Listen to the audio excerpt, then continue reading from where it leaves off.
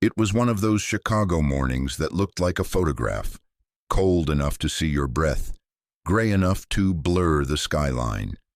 People rushed along the sidewalks outside St. Jude's Children's Rehabilitation Center, bundled in scarves, gripping coffee cups like lifelines.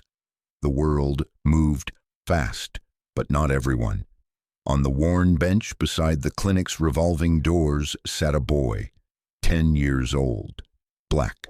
His coat had more threads than fabric, and one sleeve was safety-pinned near the elbow. His name was Jaden Brooks, and he held a notebook in his lap like it mattered more than anything in the world. He wasn't begging, he wasn't loud. He just drew, quietly, watching, waiting. People passed by without looking. They always did, until a silver BMW SUV pulled into the handicap space out front, engine purring like it had nothing to prove. The door opened, and out stepped Richard Whitmore, white, late 50s, tan coat, leather gloves, and a face drawn tight with years of responsibility. In his arms he carried Emily, his 8-year-old daughter, paralyzed from the waist down in a car accident 6 months ago. She didn't speak much anymore, not since the day they lost everything that mattered. Richard adjusted her blanket as they approached the entrance, his eyes flicking to the boy on the bench. "Sir," the boy said suddenly, voice firm but not loud, like it knew how to cut through noise. Richard paused. "I can help your daughter walk again," Jaden said, looking up, eyes steady. Richard didn't even stop walking. He muttered, "Not today, kid," like brushing off a mosquito. He didn't mean to be cruel, it just came out that way. The cold, the hopelessness, the absurdity of it all. Inside, the routine repeated. Doctors nodded solemnly. Therapists offered sympathetic charts, and phrases like plateaued progress and neurological limitations buzzed through the fluorescent air. Richard sat stiffly in a chair, his hand on Emily's shoulder, but his mind somewhere else. That boy, the words. He didn't sound crazy. He didn't even look desperate. He looked certain. When they came back outside, the wind had picked up. Jaden was still there, his pencil shading the page, his legs crossed like he had all the time in the world. Richard lingered this time, not out of belief, out of confusion. Emily tilted her head toward the boy, her voice barely above a whisper. "He doesn't look dumb, Daddy." Richard exhaled through his nose. "He doesn't look much of anything," he said. But the words came out wrong, too hard. He hated himself for that. Still, something made him turn back. He took a step toward the boy. "You serious?" Richard asked, trying not to sound defensive. "This isn't some prank, is it?" Jaden didn't look up. He turned a page, blew on the edge of the paper, then said calmly, "Just give me 1 hour. Tomorrow, Lincoln Park, noon." Then he went back to drawing like the conversation was over. Richard stood there for a beat, hands clenching and unclenching in his coat pockets. Then he turned and walked to his car. All the way home, Emily didn't say a word. She just held her small stuffed rabbit and stared out the window, quiet. But just before they pulled into their driveway, she said, "We could go, right? Just to see." Richard didn't answer. That night, long after Emily was tucked in and the house had gone still, Richard stood by the window in his study, scotch in hand, phone buzzing with unanswered messages. The streetlights cast long shadows across his desk. He had money, connections, specialists, and nothing had worked. But a boy in a torn coat had spoken with more conviction than any doctor, and for the first time in months, Richard wasn't entirely sure what he believed. The clock struck midnight, and he still hadn't said no. Lincoln Park looked nothing like a place where miracles might happen. The grass was brittle, the benches faded, and the air carried that biting Midwest chill that made your bones whisper complaints before your brain could catch up. It was just past noon when Richard's BMW pulled up to the curb. The engine clicked softly as it cooled. He sat behind the wheel a moment longer than necessary. Emily, bundled in her lavender coat and hat with the pom-pom, was humming softly. She wasn't smiling, but she wasn't silent either. "Do you see him?" she asked. Richard looked around, and there he was, Jaden Brooks, same coat, same taped shoes. But this time he had a canvas duffel bag at his side and a towel spread out on the grass beside the old oak tree. There was a tennis ball, a water bottle, a folded-up cloth, and a microwaved pouch of something that steamed faintly in the air. He wasn't playing. He was waiting. Richard stepped out first, then unbuckled Emily and carefully lifted her from the car. He didn't say a word as he pushed her wheelchair across the gravel path. Jaden stood up when they approached, nodding politely. "Hi again," the boy said, voice steady. He didn't reach out, didn't make a show, just stood there, calm and ready.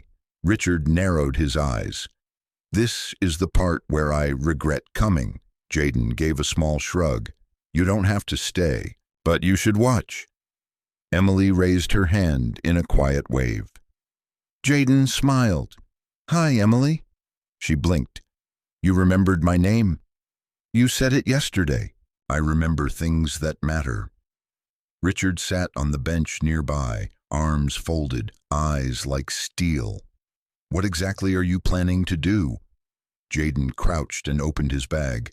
"What my mom taught me. She was a physical therapist before she passed." He pulled out the warm rice pack and gently laid it across Emily's thighs. She flinched slightly. "Too hot?" he asked. She shook her head. "No, it feels nice." Jaden nodded. "That's how it starts." He moved slowly, deliberately, massaging lightly through the fabric, explaining each motion as he went. His fingers didn't press hard. They coaxed, drew attention to places that had gone silent for too long. Richard leaned forward. "You've done this before?" Jaden didn't look up. "Every week at the shelter, with veterans, old folks. Some just wanted to feel like someone hadn't forgotten them." "And that makes you qualified?" Richard asked. "No," Jaden said. "But it makes me familiar." Emily giggled just once, and it broke something in Richard's chest. Jaden looked up at her. "You like cartoons?" She nodded. "Bluey." He smiled. "Me too. I like the dad." Emily looked at him curiously. "You don't have a dad?" Jaden shook his head. "Not one I ever knew, just my mom, and now not even her." Richard stiffened. Jaden moved onto her knees, rotating gently. "Tell me if anything feels weird, okay?" "Okay." They kept going like that. Gentle stretches, soft questions, laughter like raindrops hitting a frozen pond. 20 minutes in, Emily gasped softly. "Wait." Jaden stopped. "What is it?" "I felt warm in my knees, like something moving." Richard stood. "Could just be blood flow," he said quickly, too quickly. Jaden didn't flinch. "Sometimes that's the first sign. The body remembers what the mind forgets." Richard didn't reply. He sat back down. Jaden continued the massage, humming softly under his breath. Emily watched him, curious now, awake in a way she hadn't been for weeks. By the time he packed up, her cheeks were flushed pink. Not from the cold, but from something else. Life. "I'll come back next Sunday," Jaden said as he folded the towel. Richard walked him partway to the park's edge. "Where do you live, kid?" Jaden hesitated. "Right now, with a friend. Sometimes the shelter, if there's room." "You're homeless." Jaden shrugged. "I don't like that word. It makes it sound like I'm broken." Richard swallowed. "You want a ride?" "I walk. It helps me think." Richard stared at him. "Why are you doing this?" Jaden turned, slowly. "Because someone has to, and because she smiled." Then he disappeared down the street, the duffel bouncing against his side like a badge of honor. That night, Richard didn't open his laptop. He didn't take business calls, He sat on the edge of Emily's bed, brushing her hair back behind her ear. She looked up at him. "Do you think he's magic?" Richard shook his head. "I don't know what he is. I think he's kind, like Mom was." Richard's breath hitched. "Do you think I'll walk again?" she asked, quieter now.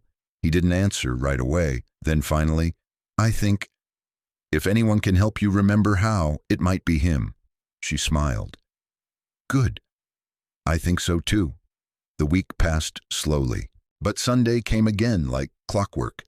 Jaden was there early, setting up with the same towel and a rice pack, but now with a second water bottle and a peanut butter sandwich neatly wrapped in foil. He never said where he got the food. Richard brought an extra blanket and a foldable mat this time. He didn't say why.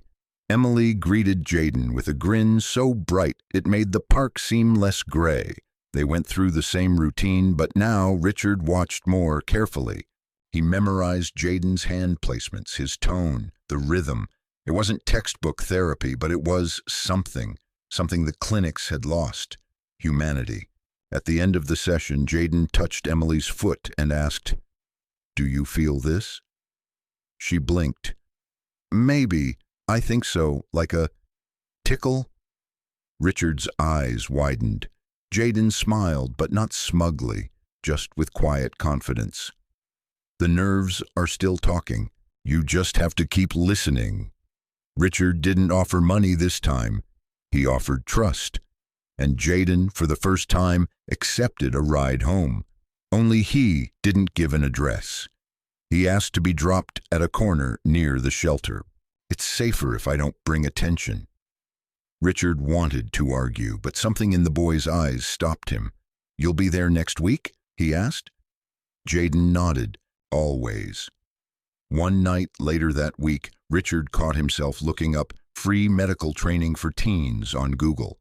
He didn't know what he was doing, but something about the boy had changed him, not just the results, the courage. Emily was doing small exercises on her own now, stretching, moving her toes, laughing. Jaden had brought something into their lives that wasn't medicine, wasn't logic. It was something no one could explain. And Richard, for the first time in years, didn't need a reason to believe it. He just did. The cold didn't leave, but it softened.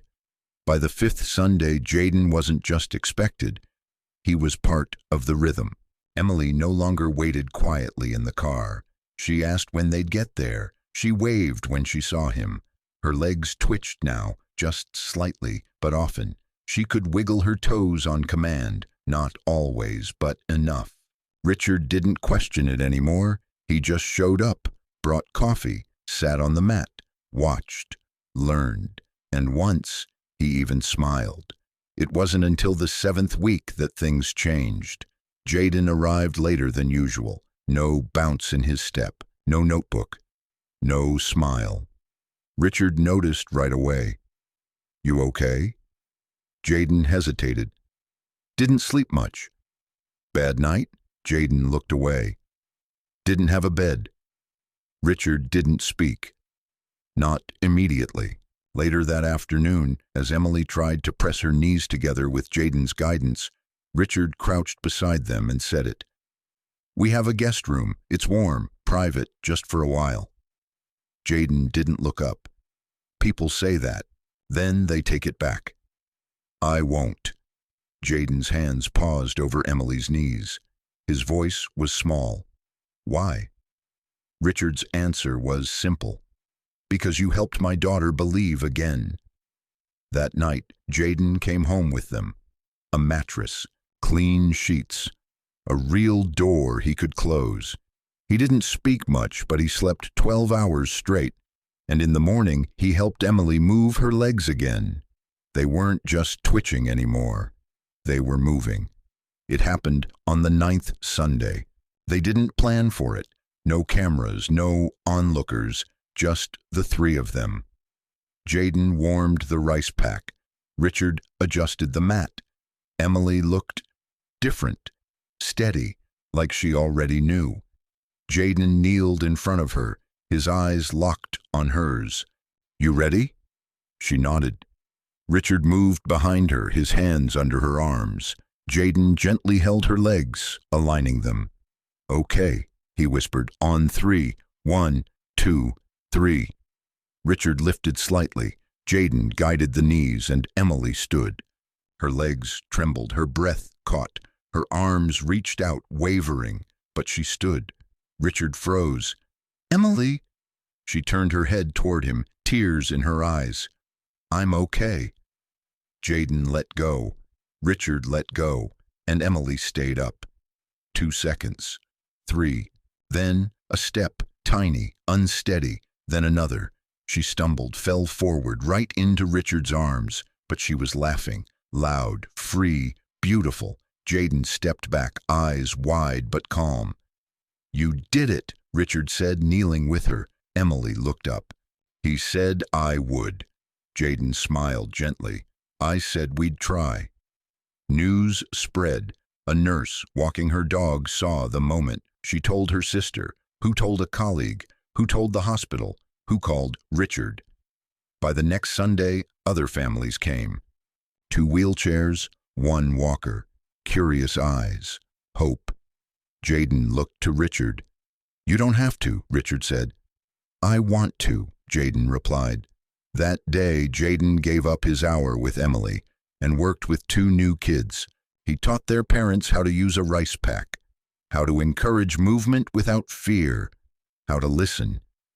He spoke with the children like they weren't broken.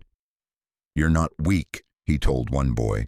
"You're just learning how to be strong in a different way." Emily watched it all, smiling from her chair.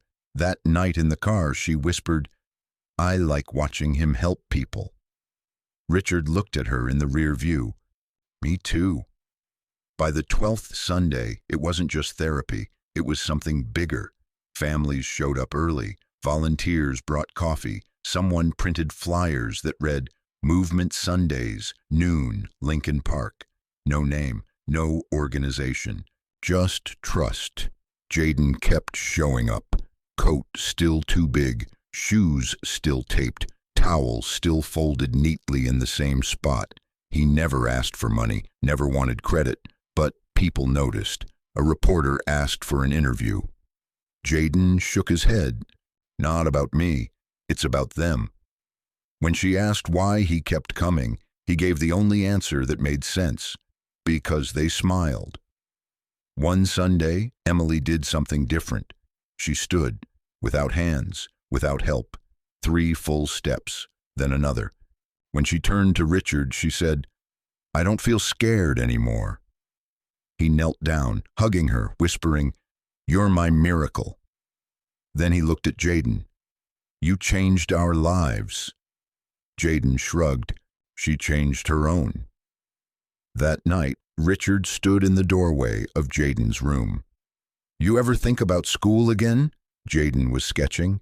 He looked up. "Sometimes." "You could do something with this. What you do, it's rare." Jaden nodded. "I want to help people, like my mom did." Richard stepped inside. "Then let's find a way to make that happen." Jaden smiled. "Okay." That winter, the park stayed full, of movement, of laughter, of life. Emily wasn't the only one walking anymore, and Jaden, once the boy nobody noticed, was now the one everyone looked to. But he never acted like he was the answer. He just kept showing up, with his towel, his tennis ball, his belief. Because sometimes the miracle isn't in what you fix. It's in the moment you remind someone that they aren't broken.